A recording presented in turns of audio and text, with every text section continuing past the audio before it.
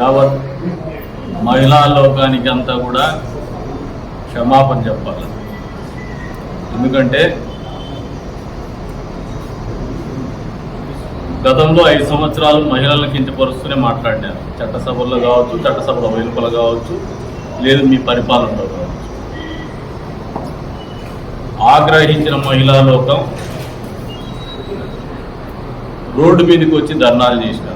వాళ్ళకు భయపడి తెరలు కట్టుకొని, పరదాలు కట్టుకొని రోడ్లోకి జనాలు రాకుండా పరిపాలన కొనసాగింది. అయినప్పటికీ సమయం చూసి మీకు బుద్ధి చెప్పినారు ఈ రాష్ట్ర ప్రజలు, ప్రత్యేకించి మహిళలు. అయినప్పటికీ మీ తీరుతెన్నులు మారలా. ఇప్పటికీ కూడా అధికారం అనేది అడ్డదారులు దొక్కితే వస్తుందనే ఒకే ఒక నమ్మకంతో, అధికారం అనేది డబ్బు ఖర్చు పెడితేనో, అడ్డదారులు దొక్కితేనో, లేదంటే ఆడవాళ్ళను కించపరిస్తేనో, లేదు కులాల మధ్యన విద్వేషాలు రెచ్చగొడితేనో, ప్రాంతాల మధ్యన విద్వేషాలు రెచ్చగొడితేనో, మతాల మధ్యన విద్వేషాలు రెచ్చగొడితేనో అనే ఒక నెగిటివ్ మైండ్ సెట్తోనే జగన్మోహన్ రెడ్డి ఉన్నారు. కానీ 5 సంవత్సరాల పాటు నన్ను ముఖ్యమంత్రిగా చేస్తున్నారు. మా తండ్రికి కూడా ఈ రాష్ట్ర ప్రజలు ముఖ్యమంత్రిగా పరిపాలించడానికి అవకాశం ఇస్తున్నారు. ఈ రాష్ట్రం పట్ల, రాష్ట్రంలో ప్రజల పట్ల కృతజ్ఞతాభావంతో ఉండాలనే ఆలోచన, కనీస జ్ఞానం కూడా లేకుండా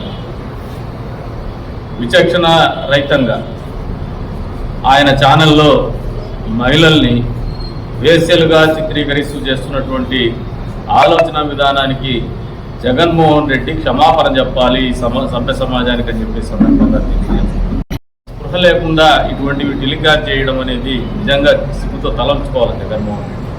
ప్రత్యేకించి భారతిరెడ్డి గారు మహిళ, సాటి మహిళల్ని ఈ రకంగా చిత్రీకరించడం అనేది చాలా తప్పు. సభ్య సమాజం యావత్తు కూడా గ్రహిస్తూ ఉంది.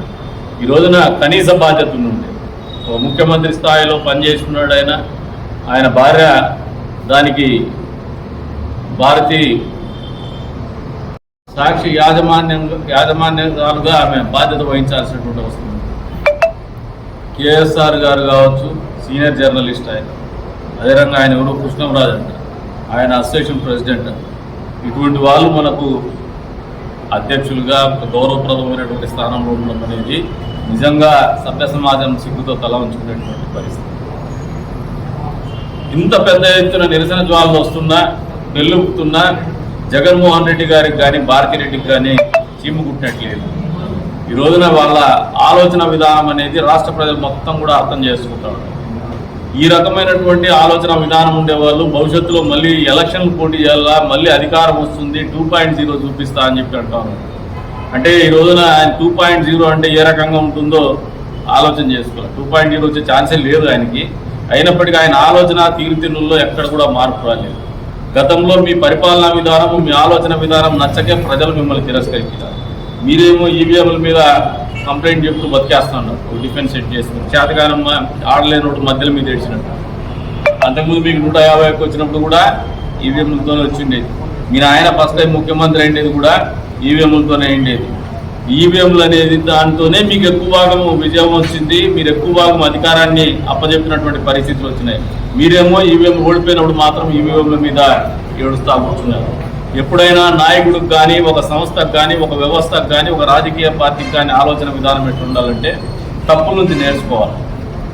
తప్పులు చేయకుండా ఎవరు ఉండరు. తప్పులు జరుగుతూ ఉంటాయి కొన్నిసార్లు. కానీ చేసిన తప్పు పునరావృతం కాకుండా చేసిన తప్పుల నుంచి నేర్చుకోవడమే ఒక మంచి నాయకుడి లక్షణం అనేది కనీస జ్ఞానం కూడా లేనటువంటి వ్యక్తి జగన్మోహన్ రెడ్డి.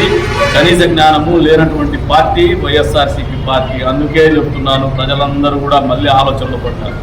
మళ్ళీ ఏం కాదు, గతంలోనే ఆలోచనలు పడిన తర్వాతే ఈ అశాంతిని దూరం చేసుకోవాలనే మా మీద ప్రేమ కంటే మీ మీద కోపంతోనే మాకు అధికారం అప్పచెప్పినారు. ఒక నమ్మకంతో అట్లీస్ట్ ఇటువంటి పరిపాలన ఉండదని చెప్పేసి మళ్ళీ ఈ రోజున ప్రజలు మళ్ళీ ఆలోచిస్తూ ఉన్నారు.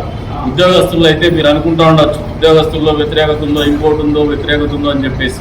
ఈ వ్యతిరేకత అంతా మిమ్మల్ని ఆలోచన చేసుకున్నప్పుడు మీ పరిపాలన, గత 5 సంవత్సరాల పరిపాలన ఆలోచన చేసుకుంటేనే ఉలిక్కిపడి మరీ లేచి లేదురా మళ్ళీ చంద్రబాబు నాయుడు ఉండాలా ఈ రాష్ట్రానికి అని ఆలోచనలోకి వస్తూ ఉన్నాం. ఈ రోజున మళ్ళీ చెప్తున్నాం, జగన్మోహన్ రెడ్డి గారిని డిమాండ్ చేస్తున్నాం, భారతిరెడ్డి గారిని డిమాండ్ చేస్తున్నాం, మహిళా సమాజానికి మీరు సభ్యతగా క్షమాపణ చెప్పి మీ గౌరవాన్ని కాపాడుకోవాలని చెప్పేసి కూడా హెచ్చరిస్తూ ఉన్నాం.